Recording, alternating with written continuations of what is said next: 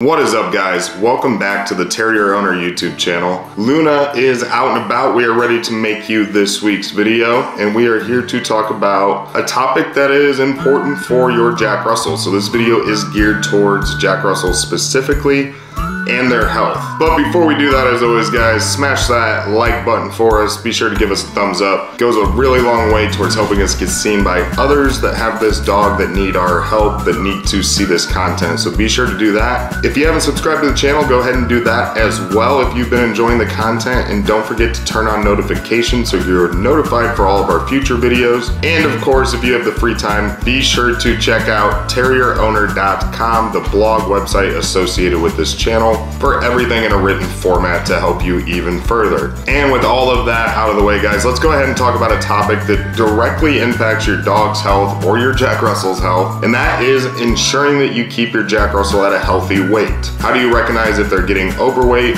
What can you do to keep them healthier overall and to keep their weight in check? And what are some of the easiest ways to keep this process going throughout the duration of raising and owning your Jack Russell? But before we even talk about the specific tips that you need to implement to ensure that you keep your Jack Russell at a healthy weight, let's first talk about some of the problems that you might run into if you don't keep your Jack Russell at a healthy weight, or some of the health consequences that come with a dog that gets overweight. And the first one, guys, is obviously a little bit sad, but a common problem with a dog that gets overweight is they're just going to have a shorter lifespan. It's just like with humans, you know, carrying that extra weight or not having a healthy diet is going to cause them to not potentially reach their full potential when it comes to how long they live on average. With Jack Russells, you get a long lifespan. You get a dog that can be relatively healthy for 13, 14, and even 15 plus years. So you want to do your best to make sure that they're healthy so that you're not dealing with vet bills all the time, and so that you can, you know, have an active lifestyle with your dog and that they can keep up, and vice versa. In addition to the shortened lifespan, guys, you can also run into issues such as arthritis beginning at a younger age from carrying the extra weight, diabetes, and even heart disease. And while all of these things may eventually lead to death, unfortunately, in the shortened lifespan, it is issues that you just don't want to deal with your dog ever. Not only is it something you don't want to see a family member and your favorite, you know, pet and a part of the family that you love go through, but it can get expensive and it can be hard to deal with. So keeping your Jack Russell at an ideal and healthy weight is only beneficial for their health, for your wallet, and for the overall life expectancy of the dog. So now that we know kind of what can happen if you allow your dog to get overweight, what can you do with a Jack Russell specifically that is going to make sure that they have the best chance at maintaining an ideal weight? Now we're going to jump into those tips. I'm going to start with number one. And number one is just spend a little bit of the extra money in the beginning and go with a high quality diet.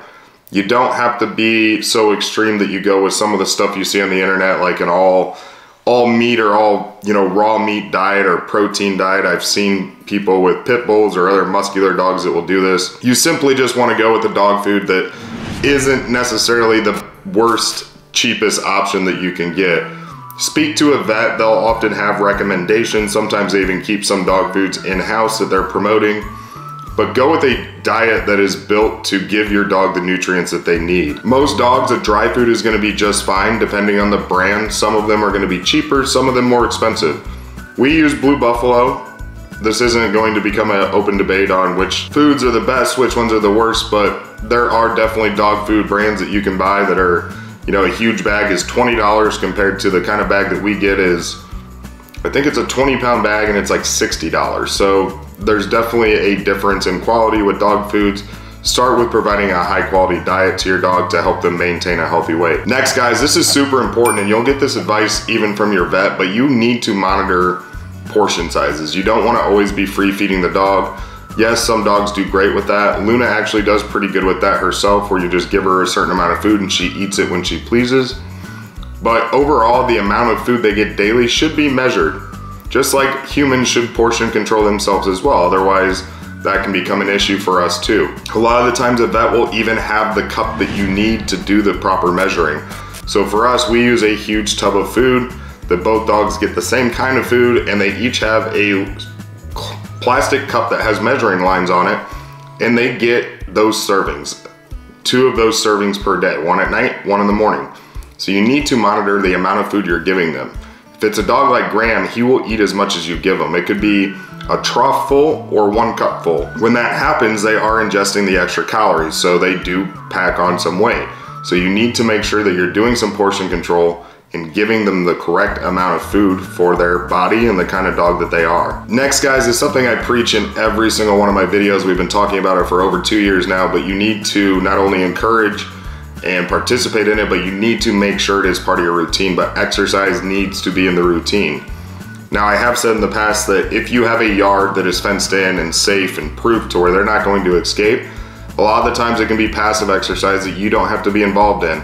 They can be outside running around, doing what they do, doing their zoomies, and just burning off some of those calories and some of that energy. On the flip side though, guys, if you don't have that luxury or you live in a city and you don't have the yard, you need to be getting this dog out regularly, whether it's for walks, runs, taking them hiking, taking them to the lake for some water sports or some frisbee. They need to burn off the energy, and that helps them stay in shape. So exercise, in order to keep your Jack Russell at an ideal weight, is imperative. You have to implement it. Not only is it going to create a more behaved and calm dog, but it is going to keep their weight in check and keep them healthier in the long run. You know, and another thing to hit on real quick when it comes to exercise too, guys, is if it's, you know, cold weather or you just can't do it that day, don't be afraid to just implement something like playtime inside of the house, something that gets them moving and sprinting around or just burning off some of that, some calories. Same thing as if us as humans can't get to the gym. Sometimes just some, you know, movement around the house is good enough and you can call it a day. So regardless of the situation, just find a way to get this dog moving, ideally on a daily basis, portion control their food, and go with a high quality diet. The next tip I have for you guys is, as much as we hate going to the vet if it's not necessary or if the dog's not having any problems and sick, is you should go to the vet for checkups. I know that there are tons of tips that you can Google online. There's probably even pictures and videos of how to finger test the hips of a dog to see if they're overweight. That's good, that's excellent. Do it yourself if you really want to do that. Throw them on a scale in the bathroom if that's what you want to do. However, unless you're a vet watching this, this isn't directed towards you, we're not vets. We're not looking at the dog, nor are we educated enough in a medical sense with an animal to make that judgment call. So go to the vet if you're worried about your dog being overweight. If you can't tell, if they need to lose a couple pounds, your vet will tell you. They're not scared to tell you if your dog's a little chubby. Point being is, don't skip vet visits. If you're worried about the weight, don't skip them in general. Make sure that your dog is healthy and they get checked out. Make sure you get them checked out. That way you have a chance to remedy the situation early if there is a problem with their weight. Of course, guys, this is a topic that probably a lot of us could benefit from, knowing how to see if our Jack Russell's overweight, knowing how to, you know, remedy the situation, knowing what activities you can do with your dog to let them burn off some extra calories. Leave those comments down below for us. Luna would love to hear from you. We always love to share that information with the community. So be sure to do that, guys. Again, give us a thumbs up on the video if you haven't already. That goes a really long way towards us getting seen by the YouTube algorithm. Subscribe to the channel if you haven't. Hit that notification button, and never forget to check out terrierowner.com.